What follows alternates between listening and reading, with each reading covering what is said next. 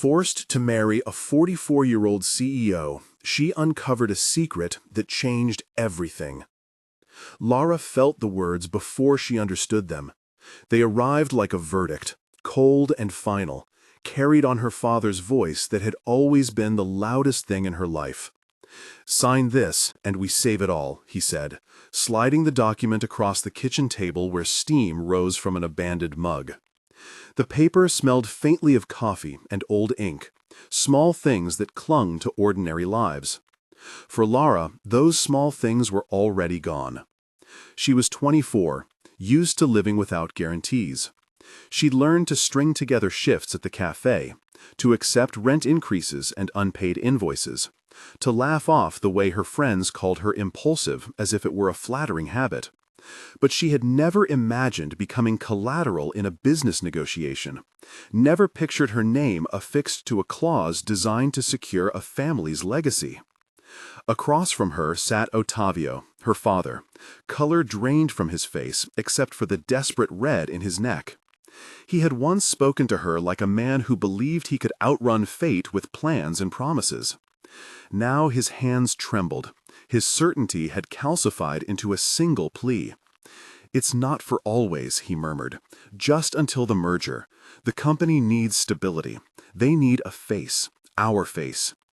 Lara stared at the contract as if the paper might change from legalese to a mirror. Her life had always been messy, but hers. Marriage on paper was one thing. Having a man she didn't love stand in a room and hold her hand as the world watched was another. Then there was Roger Albuquerque, 44, chairman and majority shareholder of Albuquerque Holdings, a man whose name opened doors and softened rivals. She had seen his face in 100 financial articles, unwilling smiles, photographs on marble backdrops, that clean, practiced distance of the wealthy. Up close, Roger was more complicated. He was the kind of man whose gaze could both command a room and make someone feel like an intruder in their own skin. "We don't have a choice," her father said finally. "They'll pull the funding. You know what happens then. We lose the house. We lose everything."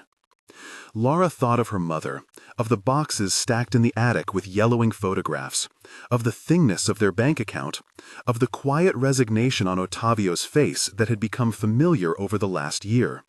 She thought, too, of the way Caio, her ex, had laughed off her dreams as if they were childish props. Caio, who texted at odd hours, asking if she missed him. Caio, who had a steady job and a slow, safe love. There was something in that steadiness that once had comforted her. Now it felt like a net that would tangle her. "Why me?" she asked. Not because she wanted an answer that would change anything, but because words were small rebellions. Why not anyone else? Her father reached across the table and took her hand. At 26, his face was still in her memory as a man of plans. At 53, he had the tired resignation of a man who'd made the wrong ones. "Because it's you," he said plainly, "and because they trust our name because of you." When the phone vibrated, she fumbled it from the table. Caio's name blinked across the screen. For a breath, she imagined calling him and telling him to come, to take her away like in the novels she used to devour. Then she thought of the pale kitchen, of the contract, of Ottavio's hand on his cheek. She swallowed the rage small and hot as bile and pressed decline. The phone slid back. The table hummed with the gravity of decisions not hers. That night, she lay awake on the sagging couch in the apartment they could barely afford and thought of all the ways her life could be renamed. Forced, contract, bride. She imagined the photograph of herself in a dress she hadn't chosen, a head tilted in a way that said duty rather than joy. She imagined Roger in a white-collared shirt, his hands precise, the world around him bending to the weight of his opinion. She imagined the merger, a word like a cold instrument that would excise the family's debt. In the morning, she walked to the registry office like someone summoned to a hearing. The building smelled like floor polish and nervous perfume. Her father kept a steady, trembling grip on her elbow, as if by guiding her through the motions he could make up for the years he had been absent in ways that mattered now. At the registry, words were formal and clipped. There was a hush of people doing the business of life, births, deaths, marriages, each a brief collision of private expectation and public record. He was there before her, taller than the photograph, and his presence rearranged the air. Roger stood with his back to the paneled window, hands clasped behind him. His hair was salt and stern, his suit a black wave that made him seem carved, immutable. He looked at her as one might look at a complicated necessity, neither fond nor cruel, merely assessing the arrangement. Her dress was simple, more an armor than a costume, a modest sheath that cut just below the knee, sleeves that covered the marks of countless late-night shifts. When they pronounced them husband and wife, the registry room felt like a place in which fate was made bureaucratic. Applause sounded like a release valve. Somewhere, someone laughed politely. Her lips felt numb. He leaned forward and brushed his mouth across her forehead in a motion that resembled a kiss but was not one. An expression softened for the cameras and the witnesses, a gesture of propriety. It was not the mouth-to-mouth sealing of two lives, but the placement of a stamp. Later, as they signed the final pages, a shadow of something else flickered across his face, something that looked like apology or perhaps pity. The cameras took their angles. People posed as if for a portrait of success. Lara felt the humiliation like cold water being poured over her head. When the pictures appeared online that night, her name and his, the photograph of the forehead kiss, 100 opinions scrolled in the margins. Some wrote sympathy, others congratulation, a few cruel jokes. It wasn't love, she thought. It wasn't even a partnership. It was a transaction wrapped in lace and legalese. Early CTA. If this kind of tangled romance pulls at you, subscribe and follow for more stories like this one. They moved to the Albuquerque estate after the ceremony. The mansion sat on a hill like a reviewed chapter from a society magazine. Stone facade, high hedges, a driveway that swallowed cars whole. Inside, marble floors reflected chandeliers. The rooms echoed like concert halls. Lara arrived with 2 suitcases and a stubbornness that surprised even herself. The house was immaculate but inhospitable. Everything was arranged in a language of power. Tall bookshelves, lacquered tables, a sense that objects did not belong for living but for display. She learned quickly the rules of this new ecosystem. She was Mrs. Albuquerque on paper, but a tenant in spirit, until the terms could be renegotiated in either direction. Their marital agreement, a document drafted by a legal team as if they were setting terms for a corporate merger, outlined boundaries with a clarity she found chilling. It read like a contract for a boardroom, not a home. In vitro, financial provisions, visits to charity events as a united couple, everything was practical and precise. Nothing allowed for surrender. He was often present and not present, often near and always distant. In the morning he would pass through the kitchen, careful not to leave the coffee grounds out of order.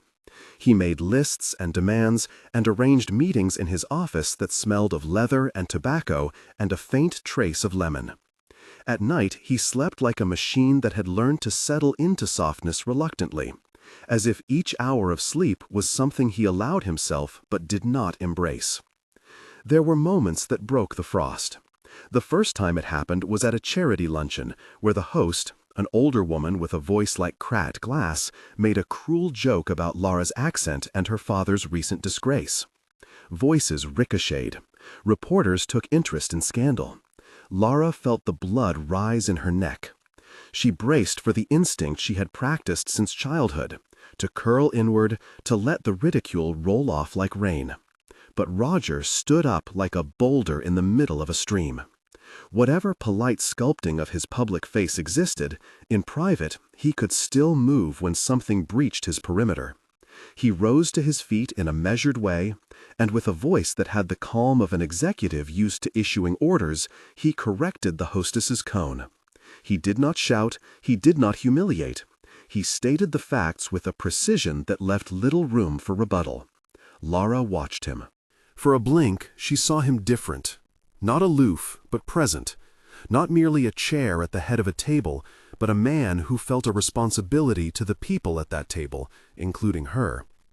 There was a warmth in that, a fragile recognition that he could act on behalf of someone else without it costing him leverage. The sensation confused her worse than the humiliation had. It unsettled her to find herself thinking, inexplicably, of small mercies. The household staff, Julia, the head housekeeper, moved with a muted efficiency that kept the mansion humming. Julia's loyalty was complicated. She had been in the Albuquerque fold for years and knew where the skeletons were buried. She had a way of looking at Lara that hovered between pity and regard, as if Lara were a raw thing that might be used to heal or might break under strain. "Don't let him make you small," Julia said once, handing Lara a steaming cup of tea in the staff room.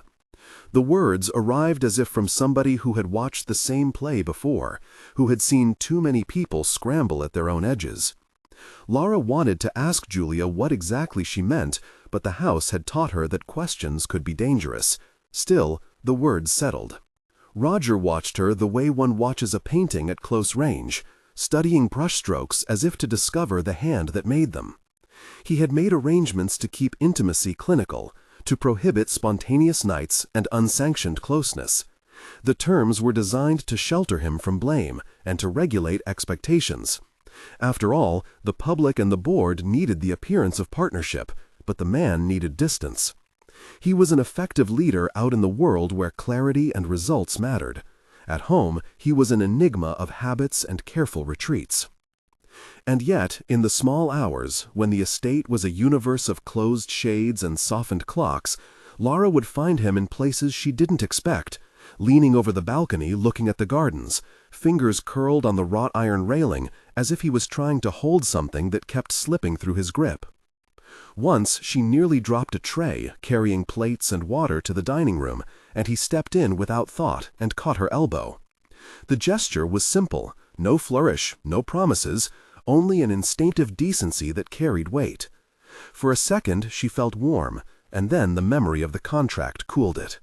Their intimacy developed like tectonic plates, imperceptible shifts followed by small ruptures. They argued about the trivial things at first, how the towels were folded, the arrangement of books.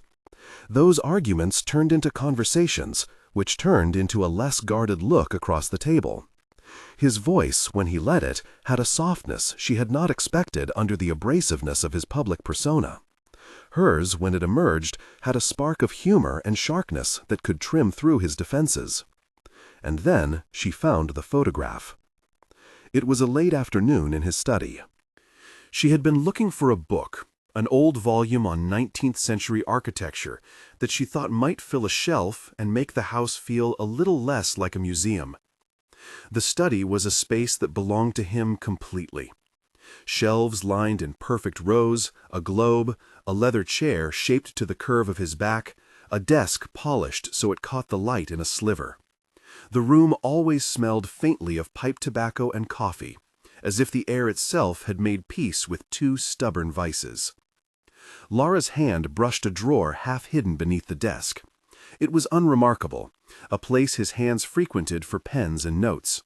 But her fingers found a crack, a paper, and when she pulled it open, she felt the hush of trespass. The drawer yielded a small envelope, fragile with age, sealed with a smear of wax. She knew, with a sudden cruel clarity, that some things in life were not left in public view because they belonged to a present. They were hidden because they belonged to the past. She unfolded the photograph inside as if it might burn her. It was black and white, the edges softly scalloped like a relic. In it, a young man leaned against a railing, much younger than the man she had married. Hair long enough to catch the wind, a cigarette between his fingers, an expression of someone certain they knew the world. Beside him, a woman held a child whose face sheltered behind her shoulder. The child's eyes peered out as if casting a vote on something too large to grasp. The caption on the back read a name she didn't recognize, Lucas, and a date that made the air in her chest go thin. Lara sat back on the floor, the page of a magazine for the book suddenly forgotten. Shock is a peculiar thing. It does not always arrive with dramatic gesture. Sometimes it is simply the slowing of breath, a recalibration of the room. She felt indignation swell next, a hot, righteous anger at being kept in the dark. She had been the one to read the fine print, to sign her name in the registrar's office. She was the one assuming legal obligations while living under the assumption that their life had no shadows. She thought of the ways the house had been arranged to keep certain things safe but inaccessible, of the way certain smiles had been clipped, of the times she'd seen his face and felt a distance she couldn't explain. It made sense that objects of a past lived like landmines under the marble floors. But this felt different. This wasn't a closet of old letters. This photograph promised a story, with a person in it, a son perhaps, a life she had not known about. She stayed in the study until dusk, until the light from the windows made the photograph grainy and soft. She returned the photo to the drawer with the same furtiveness she had used to remove it. She did not confront him in that moment. She did not brandish the image like evidence. Instead, she kept it like a seed in her pocket, silent and invasive. That night, she dreamt of the child in the photograph. Lucas. He was 23 now, roughly her age, a man who might have a face weathered by skepticism or shaped by the absence of a father. The thought lodged somewhere behind her sternum with a pressure that was not quite sorrow, but not exactly curiosity either. It was as if she had opened a door in a room she'd long believed empty and found it furnished with people who had been expected to stay away. The next morning she observed Roger as if under glass. He moved through the estate with a grace that belonged to habit, a measured distance from the rest of the household. Lara caught him in the conservatory, plants reflecting the green of his attention. He was alone with a teacup, his eyes empty with thought. For a second their gazes crossed, and she felt the connection as if a thread had been drawn taut between them.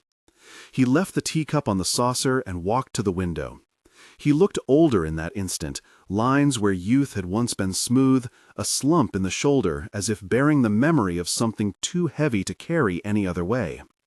Lara noticed, perhaps for the first time, the way his hands shook when he rubbed his temples. It was a weakness. It was also a place where she felt, irrationally, a trace of compassion. He did not know she had found the photograph. Or perhaps he did and chose silence. There was a system of unsaid things between them, a patient construction of distance that Lara slowly grew weary of upending with her own curiosity. The photograph had become a hummingbird, small, impossible to catch, and relentless in its demand for attention. Weeks passed. Small fences lined their days. They moved past each other's rooms with polite choreography, shared dinners with strained conversation, navigated the demands of the corporate calendar. Yet the photograph was a constant that altered angles the way a sunbeam changes the color of a room. Lara found herself listening for a name in passing conversation, for the sound of a voice that might be the son in the photograph. She interrogated every nuance, a family nickname, an old injury he habitually massaged, a story about a midnight hospital visit that had been casually dropped years ago at a board meeting. One night, in the flaring quiet after a gala where she'd been a husk of pleasantries, Lara went into the study and sat at the desk reverently, her fingers splayed over the warm wood. She opened the drawer again and took out the photograph. This time she did not think of it as a relic, but as a map. There were hints, a restaurant name scrawled on the back of a receipt, a town mentioned in someone else's throwaway comment. She traced the edges of the paper with her thumb, like someone considering a path. If the photograph was a map, she decided, she would follow it, not because she owed anyone explanations, but because secrets had a way of rearranging people's lives without their consent. If she wanted a life that was hers, she would need to know the territory. Her first step was to speak to Julia. The housekeeper's face carried its own archive of small mercies and sharp reticences. When Lara showed her the photograph and the scrawl on the margin, Julia's eyes shifted in a way that made Lara feel as if a page had been turned in an old book. "I knew," Julia murmured, not quite a confirmation and not quite a denial. Her voice had the texture of someone who had been given information by design and by accident for decades. "But that doesn't mean you should go looking." "Why?" Lara asked, heart pounding. Why would he hide something like this? Julia's answer arrived soft as a shawl. "Because men bury what's inconvenient.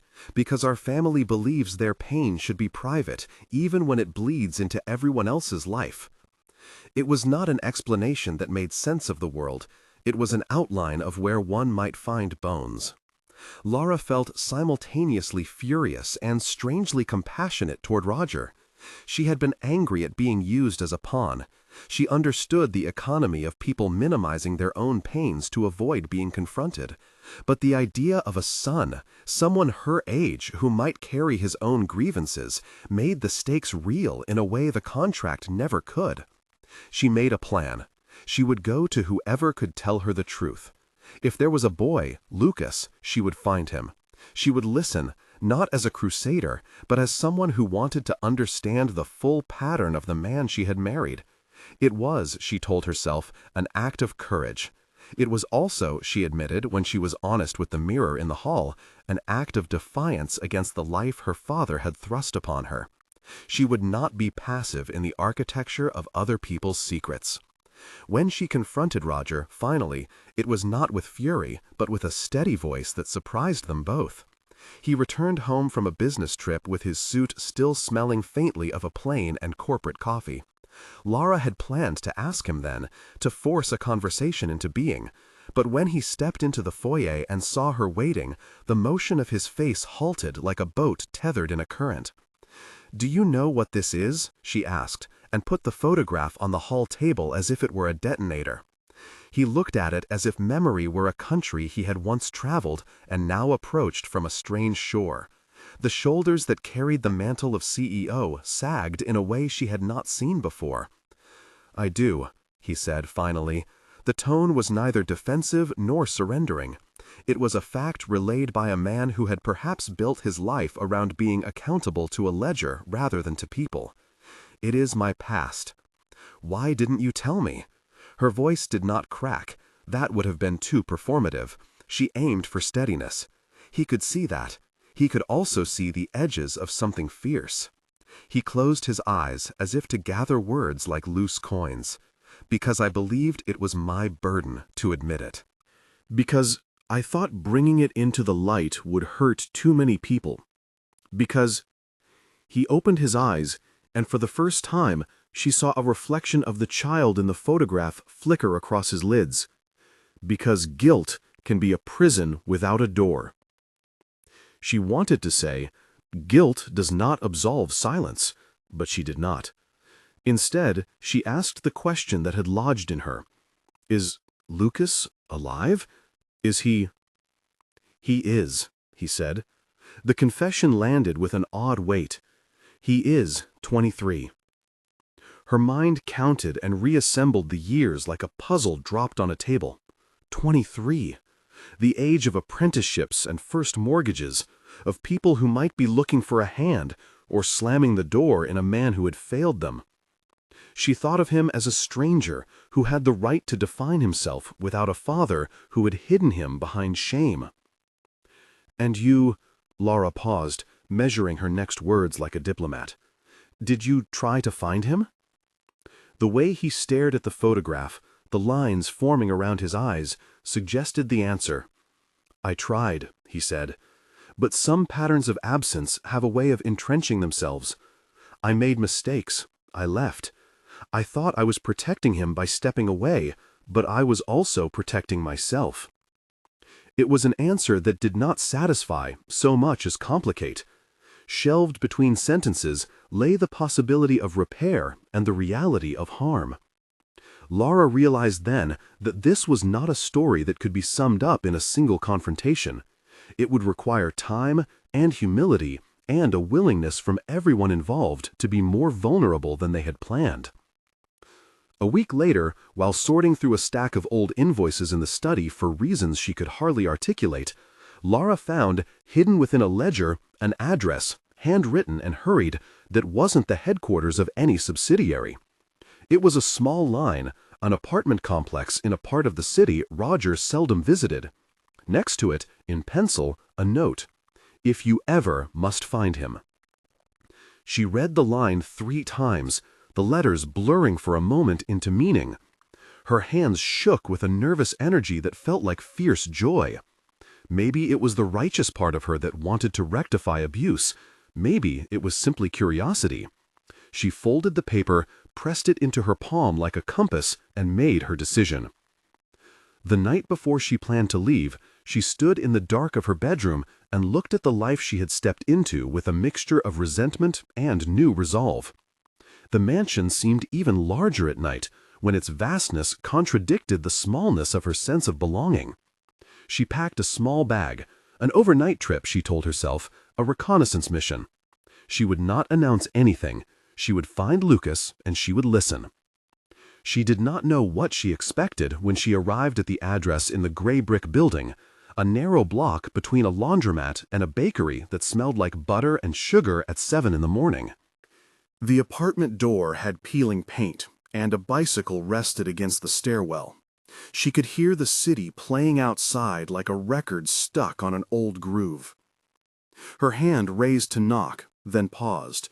Her palm was damp. For a moment, every lesson she'd learned about timing and caution and feeling less than she was told to be pinned her like a bird under glass.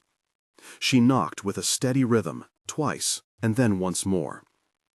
There was a shuffle inside. A key turned. The door opened to reveal a young man, tall, guarded, hair a little too long, eyes the color of storm clouds. For a beat, they simply looked at each other, 2 strangers whose lives had been braided by a photograph hidden in a drawer. He set his jaw, and there was a recognition in the line of his mouth that said he had been expecting someone, but had not expected her. The man before her did not yet know the weight of Roger's name, nor did he owe the faintest allegiance to the idea of family loyalty. "Lara," she said, and despite herself, the name felt intimate and new in his mouth. It was his first sound into the room, and it filled the space like an invitation and a threat. He didn't answer. He stepped back and held the door in a way that suggested boundaries. For the first time since the marriage, Lara felt an exhilaration that was not guilt or humiliation, but a raw and electric possibility. The secret she had discovered had a face, and that face looked at her with defiance. She was no longer a pawn in a contract. She was an investigator in a private narrative that might change everything, for Roger, for Lucas, for herself. Behind Lucas's measuring stare, there was a flicker of something else, curiosity perhaps, or the old hunger of someone who had been invisible and now wanted to see what being seen might bring. Before she could step forward, before she could make her case, a voice came from down the hall, the kind of woman's voice that carried both warmth and the scuffed insistence of experience. "Don't slam the door on the poor girl," the voice said, light and practical. Lara glanced sideways and saw, tucked behind the door, the outline of a woman, smaller in stature than the young man, with a face that had been carved by weather and worry and a resilience Lara recognized immediately. She pressed her lips together, suddenly aware that no single person carried the story of Lucas alone. There were other lives stitched into his absence. Lucas's jaw tightened. He did not invite her in. He did not slam the door either. He simply looked at her as if testing the water. Lara realized then that she had no script for what came next. She only had a photograph and the courage to knock. The rest would have to be improvised, honest, and painfully earned. She took a breath, feeling the cool night air slip into her lungs like something sweet after a long thirst, and stepped forward, the photograph heavy in her pocket. Not as an accusation, but as proof that the world sometimes keeps its truths in small places, waiting for someone brave enough to retrieve them. The door closed slowly behind her, not quite shut, leaving a seam of light between the hallway and the cramped living room. Lara stood on the threshold a moment longer, feeling the weight of the photograph in her pocket like a summons. Lucas's eyes had been guarded, like locks only half turned. The woman who'd peered from the hallway, calloused hands, hair pulled back, an apron that smelled faintly of frying onions, had watched them with the wary patience of someone who had learned to measure the incoming weather of other people's lives. "Come in," the woman said finally, as if she had decided this visitation might be better seen in daylight than left to shut doors and the imagination. Lucas made a small, reluctant movement, one that meant she could step over the threshold without being pushed away. The apartment smelled of boiled laundry and the sharp citrus of dish soap. A battered sofa, a bookshelf leaning with uneven pragmatism, and a kitchen table covered in mismatched mugs. This was the geography of someone who kept more things than appearances. "Who's that?" he asked, eyes flicking to Lara, but his voice softened when it reached the woman. "Marta, she's my neighbor, always worrying someone will take the wrong step." Marta gave nothing away in her expression. She wiped her hands on a towel and looked at Lara with the frank curiosity of someone who had seen tragedies and made a practice of pragmatic mercy. "You must be the woman who knocks on Sunday nights wanting to know where people's fathers went," she said with a small smile that was equal parts joke and spear. Lara laughed, a sound that surprised her, because she had come ready for arguments and doors slammed. "No," she said, "not a detective. She paused. There was a reluctance to say his name aloud in the wrong way. "I'm Lara. I found a photo. I wanted to know if you could tell me who he is." Lucas's mouth tightened. He took a breath, an attempt at control. "You mean that man who sold our shadows for a name?" he said, voice low, raw. "What does he want now? What does she—" his chin jerked toward the photograph that Lara still kept folded in her palm— "want from me?" Lara folded and smoothed the little piece of history on the table, as if it were an artifact and not an accusation. "I don't want anything from you," she said plainly. "I know how that sounds. I'm not here to bargain or to offer. I just wanted to know the truth. I wanted to offer you the chance to hear his story if you wanted it." "Why would I want his story?" Lucas shot back. "Stories are for people who have time for explanation. My life is now. He chose not to be in it." Marta sat at the table with an ease that signaled she'd been the arbitrator of many fights. "Sit," she told Lucas, and patted the seat across from her. "Let the girl speak. The worst she can do is leave with a bruise on her feelings." Lucas's jaw worked. He sat heavily, sleeves rolled, eyes that watched like someone who had cataloged betrayals. "All right," he said. "Talk. But I warn you, I'm not interested in pity." Lara unspooled a version of the events that was precise and honest in proportion. Her father's plea, the contract, the photograph found in Roger's drawer, the address. She did not flinch at the indignity of the story. Instead, she fixed it as if setting down a piece of evidence that required thoughtful handling. When she spoke of the registry office and the forehead kiss, Lucas's flinching was visible. Small things struck like pebbles. "What if this is a setup?" he asked finally, suspicion sharpening his features.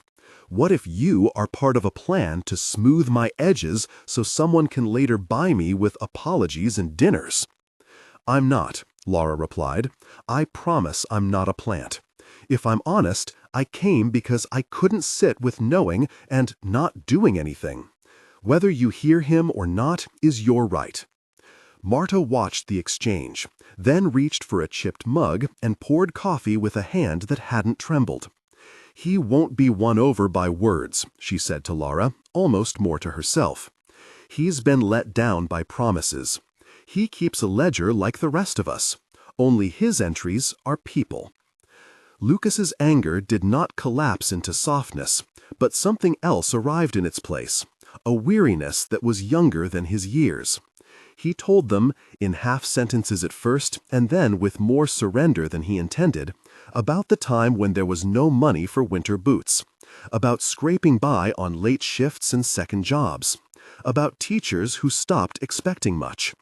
He told them about the one time a charity had called offering a small box of toys at Christmas, and how he'd thrown it in the back of a closet because he couldn't accept charity that smelled of strings.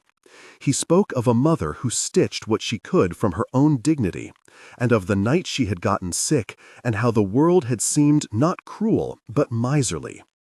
Lara listened with everything in her, no platitudes, no succor that came from ignorance. She asked questions not to explain, but to understand. When Lucas mentioned a specific street in a neighborhood she'd passed when she first came to the city, she realized he had never left the small radius of his survival. She thought of the photograph again, the small white face turned toward the camera, unknowing of the future that had been promised and then withheld. Hours later, when the conversation wound down and the apartment's lights grew soft, Lucas stood and walked to the tiny window that leaned out onto the street. The city hummed below, relentless and distant. "So, you want me to forgive him," he said after a long pause, not looking at her. "No," Lara said, honestly. "I don't want you to forgive anyone. I want you to know the full story before you decide. I want you to know he's not just a name in a drawer.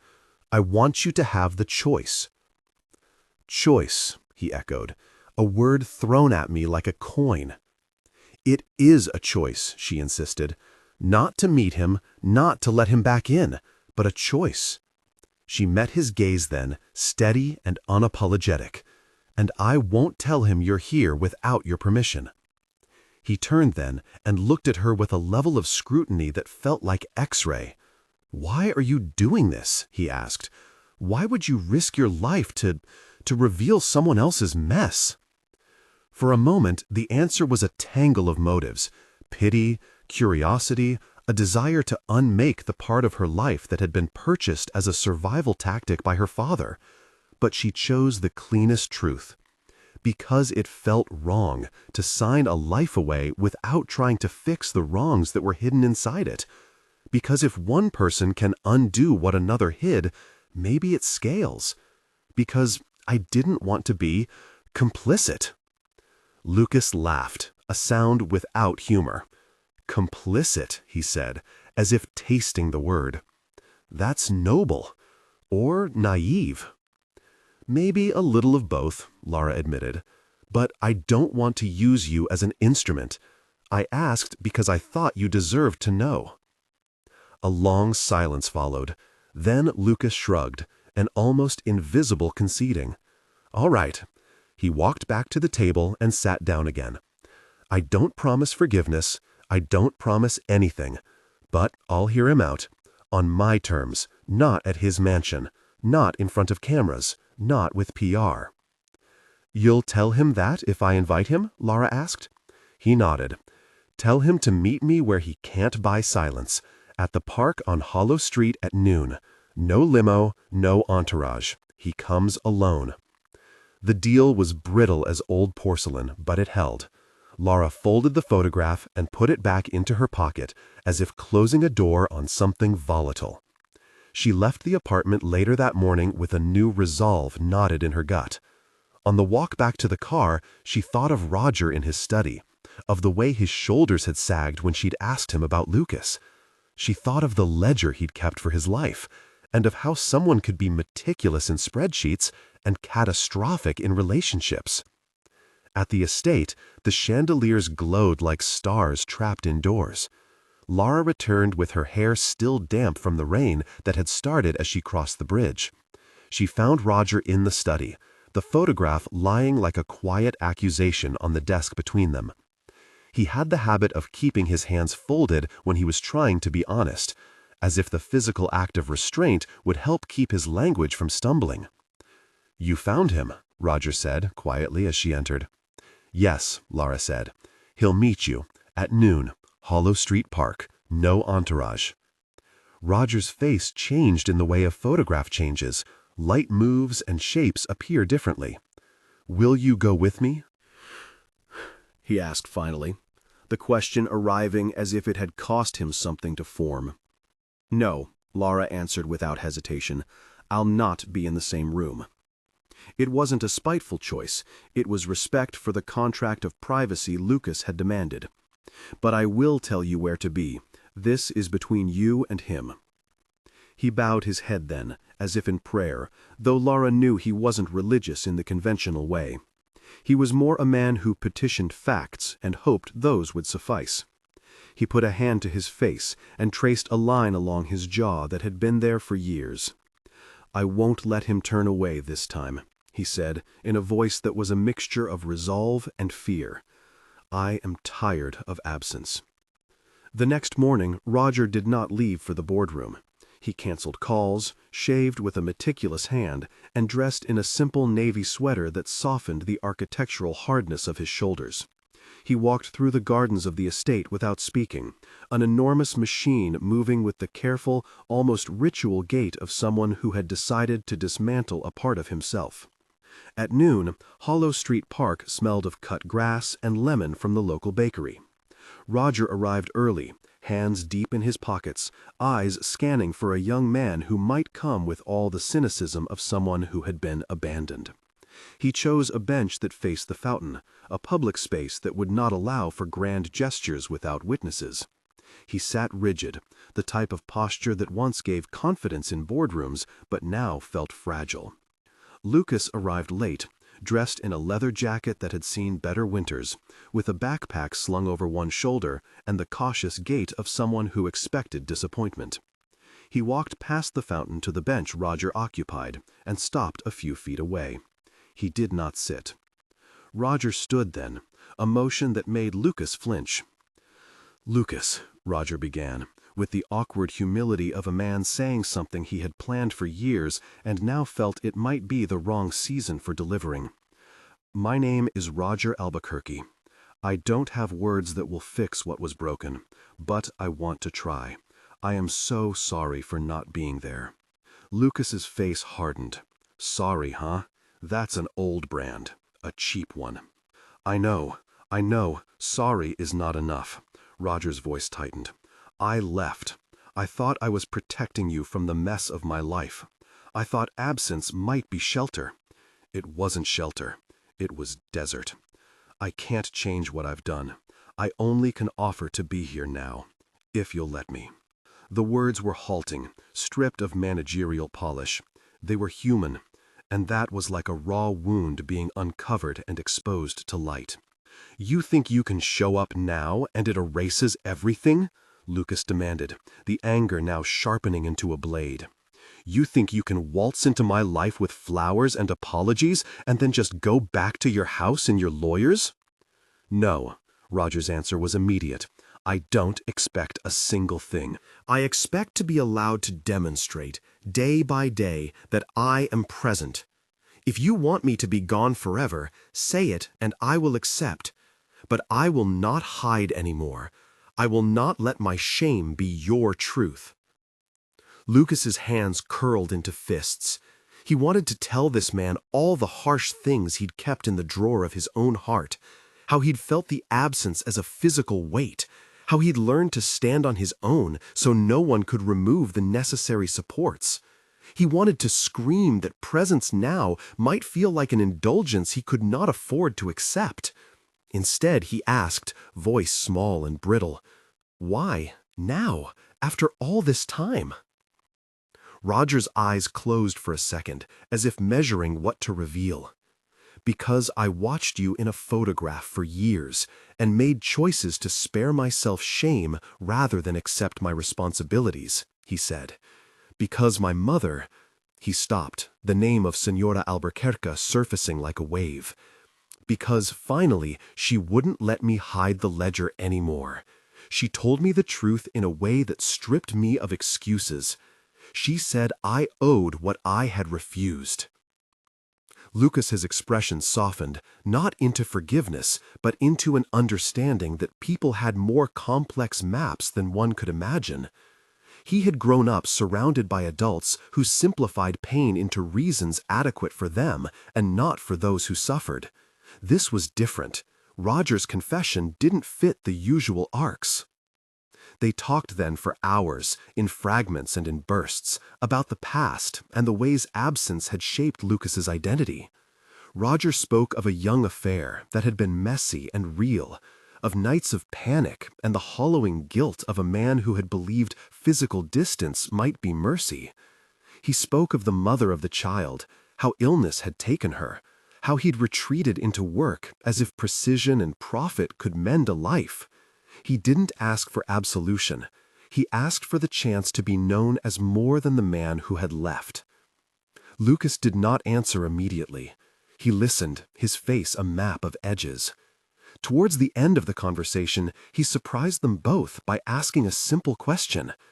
Did she, my mother, ever mention me? Did she ever talk about me? Roger's voice caught. She did, he said, and told of a letter he'd kept folded into the spine of a book.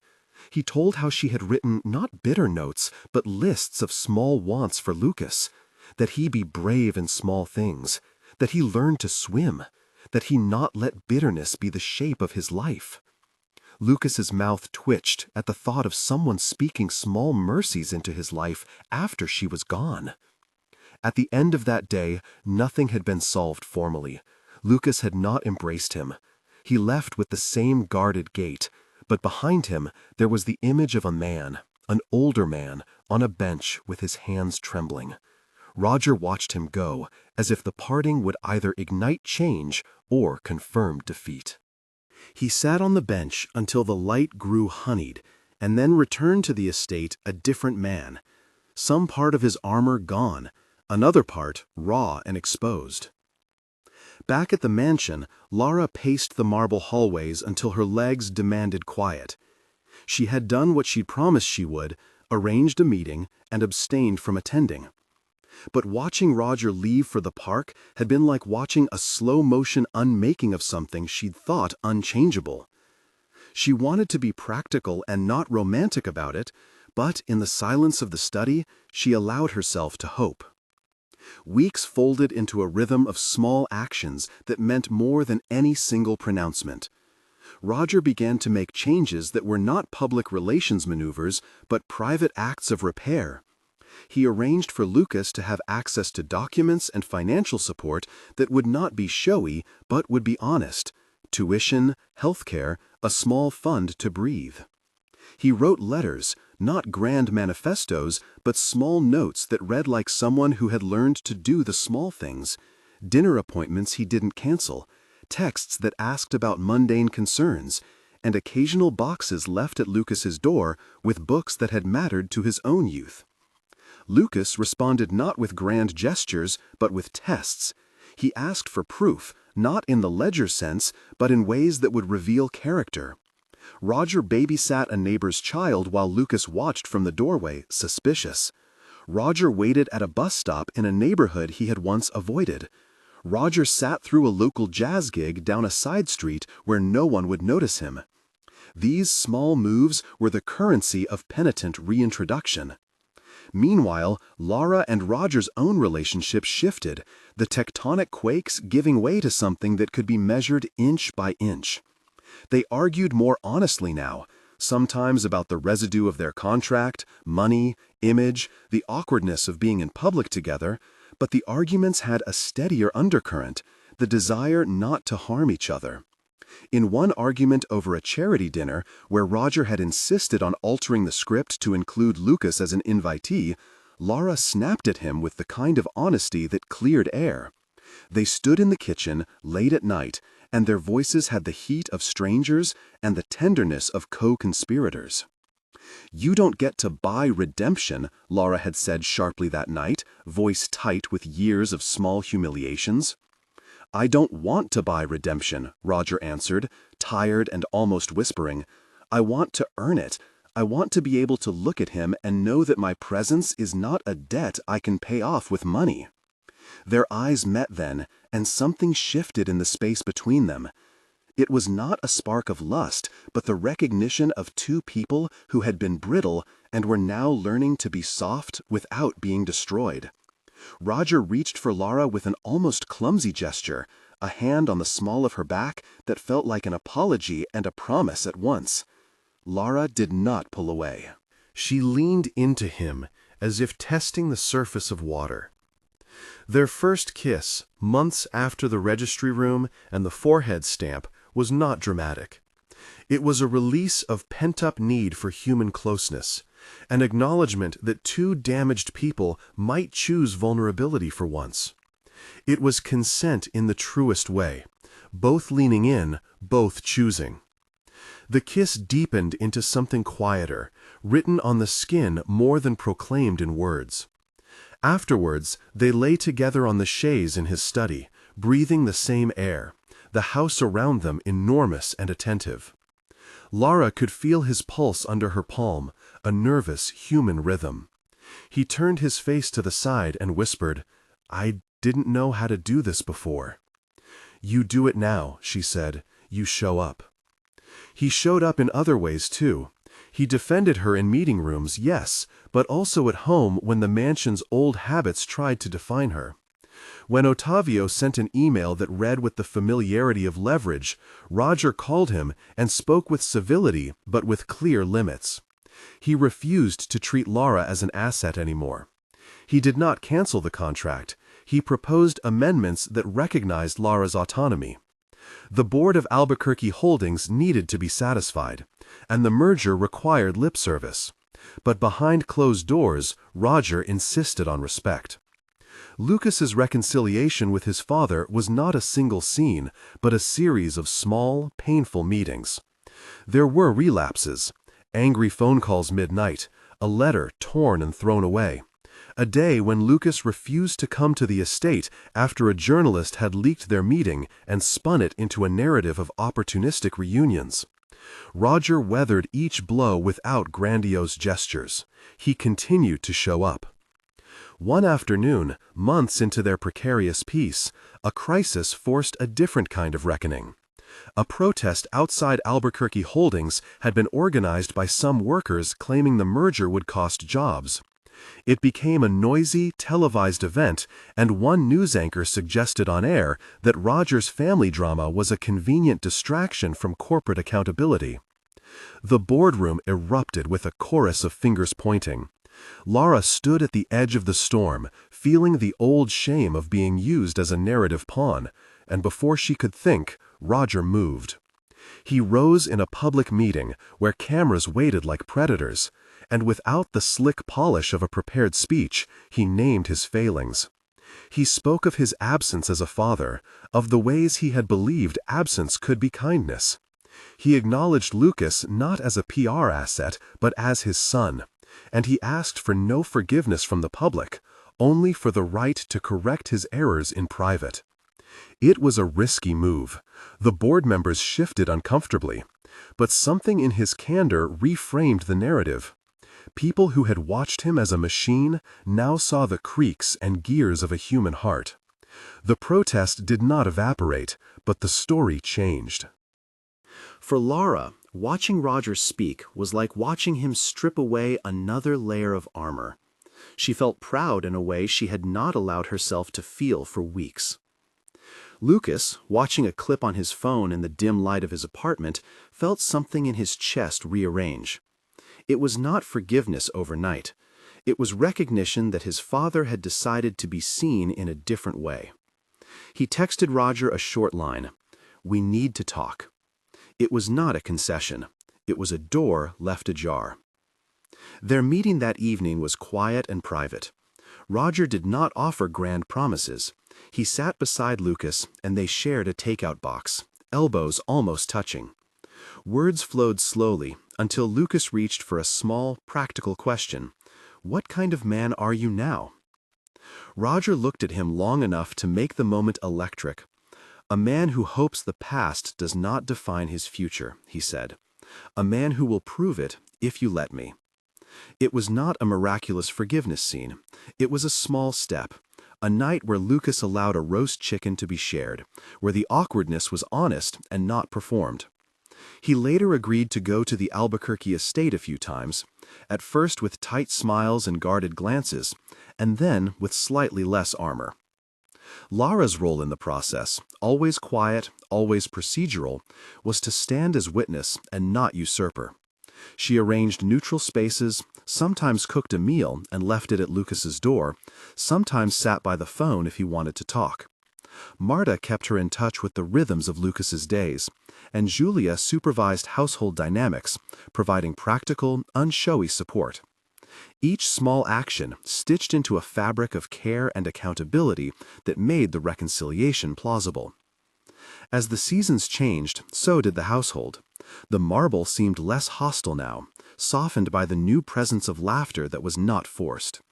Lucas began to bring friends to the estate. Roger learned to fold in a teenager's jokes without grimacing. Senora Albuquerque, Roger's mother, played a crucial role in this.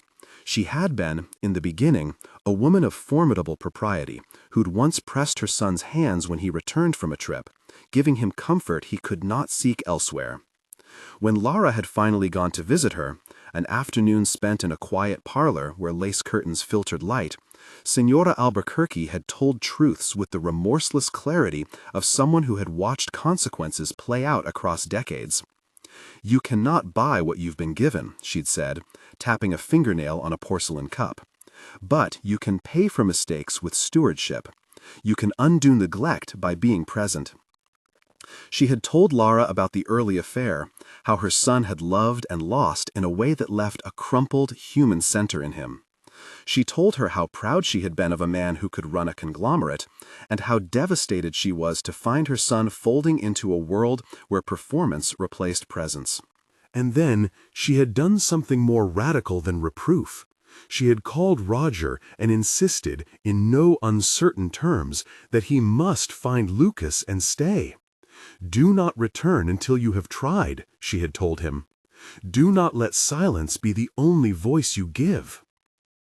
Roger had listened and then acted. He did not expect absolution, but he now knew that some part of his family would not allow him the shelter of silence anymore.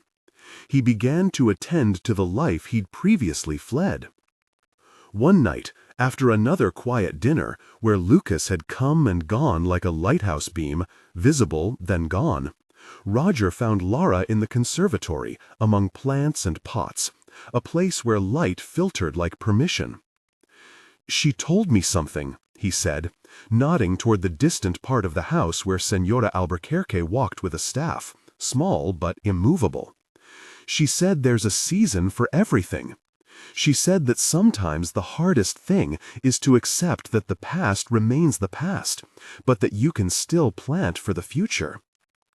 Lara smiled, thinking of the way Senora Albuquerque's hands had once smoothed the edge of a photograph, as if that small gesture could render peace. "Do you regret leaving?" she asked suddenly, not as an accusation, but to hear the man she had slowly grown into a companion answer honestly. His face shifted, a map of contrition. "Every day," he said. "Regret sits in me like a stone. But regret is only useful if it drives you to make new choices. I can't change what I was. I can only change what I am becoming." They were quiet then, the dusk pressing against the glass as a soft witness. Roger moved closer and took Lara's hand, an act now practiced and deliberate, no longer a mere convenience. "Thank you for not letting me hide," he whispered, "for making me answer for my life." She pressed his fingers. "You're answering now," she said. "That's what matters." Intimacy between them deepened because it was chosen, not coerced. In the privacy of the master suite, they discovered each other again, their vulnerabilities and the kinds of small things that made their domestic life intimate beyond the bedroom. Roger learned how Lara liked her coffee, and how she would always fold a blanket over the end of the chaise. Lara learned the cadence of his apologies and the work of his attempts to be better. In one rain-soaked night, they lay side by side and talked about impossible futures, not with the lofty certainty of fairy tales, but with cautious hope. They spoke about children, about family, about the ways the past could inform but not determine the shape of what would come. When Lara found out she was pregnant, she did not discover it in a hurricane of cinematic music. She found out by the hush of a late morning in the guest house, reading a book and feeling unusual exhaustion. A second test confirmed the first. For a while, she did not tell anyone. She sat with the private astonishment of it and the complicated edges. The woman who had been coerced into a marriage, now carrying a life that belonged to both of them. She thought of consent being double-checked in every step of their intimacy, and of how both she and Roger had negotiated their choices with uncommon care. She thought also of Lucas and his journey, whether the idea of a child might be a balm or an additional pressure. The news demanded careful handling. When she told Roger, the reaction was not an ecstatic leap for either of them. It was a long intake of breath and a concern laced with joy. "Are you sure?" he asked, like someone adjusting to a new map mid-journey. "I am," she said, "and I'm scared."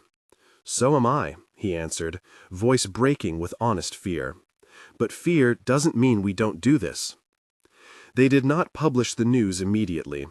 They chose people carefully, Julia first, who cried at the kitchen table and then wrapped Lara in an apron of protection. Marta, who had watched Lucas grow like a small personal storm, reacted with a muttered blessing and a promise of practical help. When the time came to tell Lucas, it was not with a flourish, but with the same slow, honest care that had marked all their conversations. They invited him to a dinner at the estate. The table was set in a way that felt like an offering of humility, simple flowers, hands that had washed and prepared food, not for spectacle, but for the purpose of being present to each other. Lucas arrived cautious, bringing a friend as if he needed a buffer. The first course passed with ease. Conversations about small things, the weather, the ridiculousness of certain boardroom rituals. Then Roger put down his fork and spoke in tones that were quiet but resolute. "I have something to tell you," he said. "Lara and we are expecting a child." For a breath, the room seemed to go still.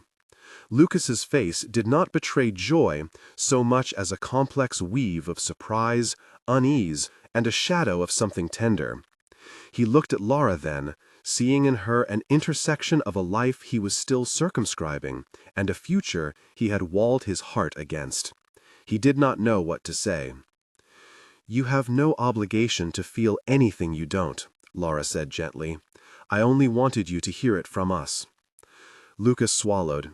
His posture loosened slightly. Senora Albuquerque dabbed her eyes discreetly with a napkin and smiled as if contentment were a small domestic victory. Marta clapped softly in the corner, pleased for practical reasons. Roger reached across the table and placed his hand near Lucas's on the linen. It was not an attempt at a showy declaration, it was an offering.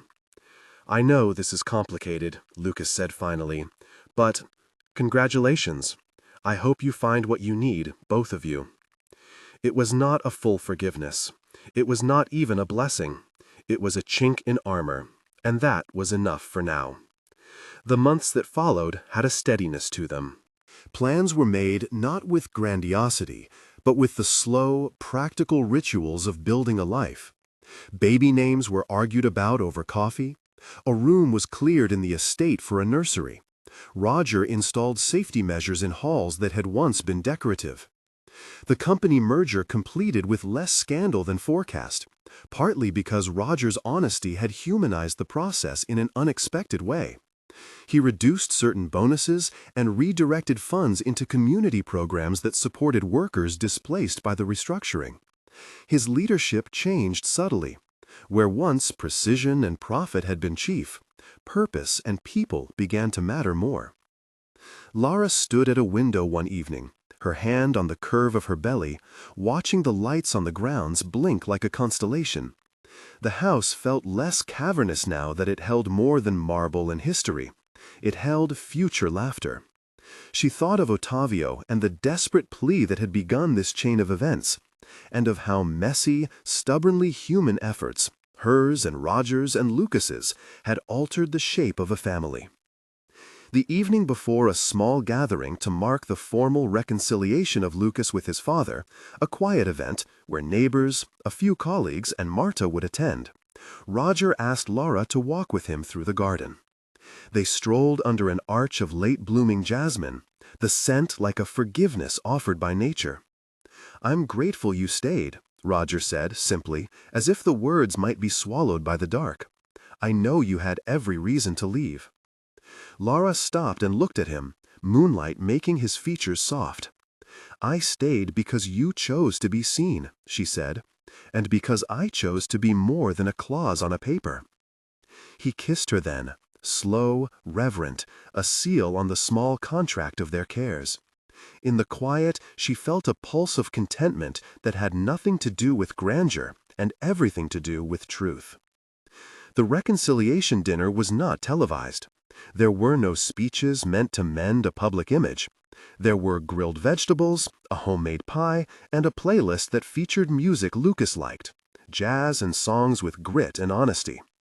Senora Albuquerque watched the room like someone who surveyed the rooms of a house she'd finally allowed herself to inhabit.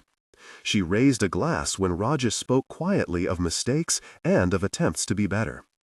Lucas sat beside his father and, at one point during the evening, rested his head against Roger's shoulder in a move of trust that felt monumental precisely because it was simple.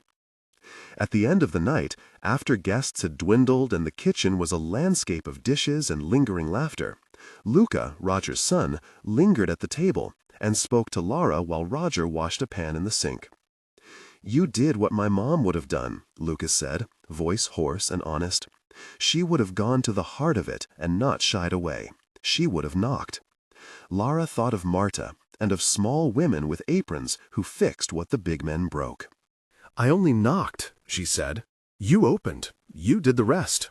In the months after, life settled into a new cadence, less dramatic but more truthful. Lucas took a job nearby and visited the estate on weekends. He sometimes criticized the mansion's art in ways that made the staff smile.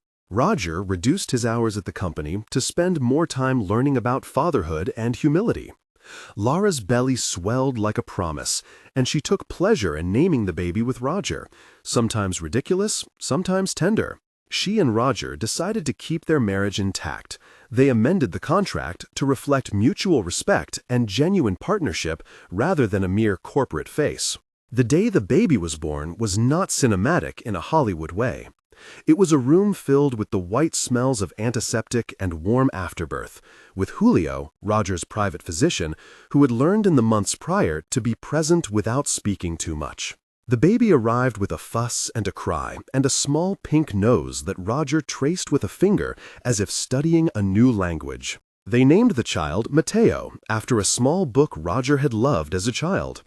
The first time Roger held Mateo, his hands shook. Hands that had once calculated quarterly profits now wrinkled around a tiny wrist.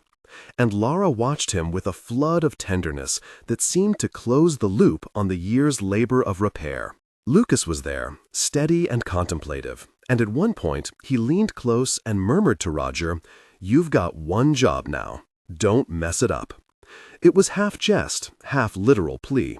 Years later, when the marble floors had started to show hairline cracks that the staff patched with the same diligence they'd patched other things, Lara would recount to a friend the way life had unfolded. She would say simply, "I didn't want to be someone else's solution." And the friend would nod, knowing the important part of the story, that the baby, unexpected, miraculous in a quiet way, had not been the cure for everything, but it had been a beginning that none of them had predicted. The family took pictures one evening on the estate's terrace. Sra Albuquerque stood near the railing, a little stooped, but with eyes bright as glass. Roger held Lara's hand. Lucas stood close with a respectful distance that suggested independent life and kinship. Julia hovered nearby, with an air of satisfaction that came from having seen a household through storms. Marta, visiting for the weekend, leaned in, hands on her hips, joking about the gilded life while secretly enjoying the scene. Lara looked at the faces. Her father had come to walk quietly on the periphery, having paid his debts in ways that were not all monetary. She thought of the contracts and the registry room, the humiliation and the photograph she had found in a drawer. The truth that had changed everything had not been a single revelation, but a series of choices. Lara's refusal to be silent, Roger's willingness to be known, Lucas's painful generosity in letting a man back in, and the small, steady people like Julia and Marta who tended the spaces between official gestures. At the table that night, with candles low and Mateo snoozing in a cradle, Roger stood and lifted his glass. "To the messy work of being human," he said, "and to those who stay." They toasted, voices clinking like small church bells. No one pretended the past had not been painful, but none wanted the past to be the last word. Outside the terrace, the hedges whispered in the night breeze, and the estate, once a museum of lineage, finally held the sounds of a family under construction, arguing, forgiving, laughing. It was not perfect, but it was theirs. In the end, the forced marriage that had begun as a survival mechanism for Lara had become the unlikely axis around which a different story spun. A story of accountability replacing convenience, of old men learning to be sons, and younger men learning to accept complexity, of a woman who stepped through a door and refused to let secrets stay hidden. The secret she had found in a drawer had indeed changed everything, not by fiat, but by forcing a reckoning that made room for repair. If anyone asked how they had gotten from that registry room to this table, Lara would have said simply, "One hard choice at a time."